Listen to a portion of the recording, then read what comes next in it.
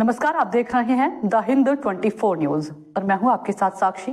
आइए नजर डालते हैं आज की बड़ी खबरों की ओर। सूरत के पुणा इलाके में भारी बारिश के चलते लोगों के घरों में 3 से 3 फीट तक पानी भर गया है। स्थिति से परेशान स्थानीय लोगों और विपक्ष की नेता पायल साकरिया ने मिलकर धरने की शुरुआत कर दी है। धरना दे रहे लोगों का कहना है कि जब तक पानी का निकासी समाधान नहीं किया जाएगा तब तक वे धरने से नहीं उठेंगे।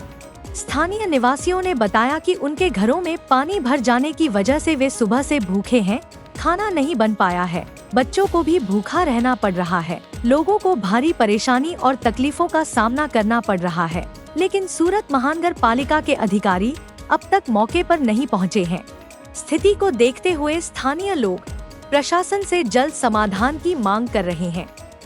સૌને નમસ્કાર, હું છું પાયલ સાકરિયા, સુરત મહાનગરપાલિકા વિરોધ પક્ષ નેતા અને મારી સાથે મારા સાથી કોર્પોરેટર શોભનાબેન કેવડિયા તેમજ તમામ મહિલા આગેવાનો અને તમામ સોસાયટીની બહેનો સાથે આજે અમે પૂર્ણાગામ તળાવ ખાતે અમે બધા બેઠા છીએ પાણીમાં।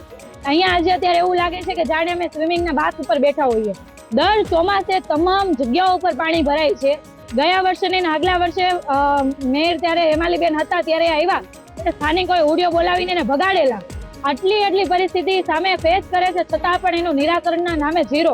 આ બાબતે જ્યારે અમે રજૂઆત કરવા ઊભા થઈએ ત્યારે આ જ ભાજપી શાસકો ફાંકા ફોજદારી કરતા હોય કે ભાઈ સુરત સિટી સ્માર્ટ સિટી છે, આપણને તમામ અલગ અલગ પ્રકારના એવોર્ડ મળે છે।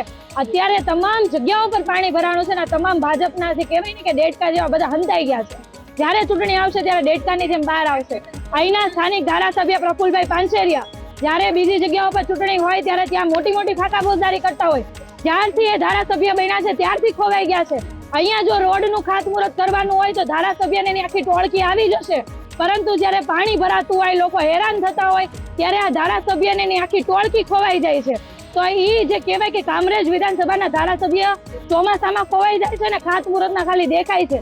એને એટલું કહીએ કે તમારામાં જો તાકાત હોય અને ઓકાત પણ હોય તો ખરેખર આવો લોકોની વચ્ચે અને બેહો અહીંયા પાણીમાં।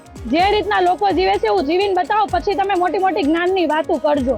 અને આજે અમે એટલા માટે બેઠા છીએ જ્યાં સુધી અહીંયા અધિકારીઓ હાજર નહીં થાય અને જવાબ નહીં આપે કે આનું કારણ હું, આનું નિરાકરણ શું થાય, ત્યાં સુધી આજે અમે મારા સાથી કોર્પોરેટર ને તમામ ટીમ સાથે અમે અહીંયા બેસવાના છીએ। देखते रहिए द हिंद 24 न्यूज।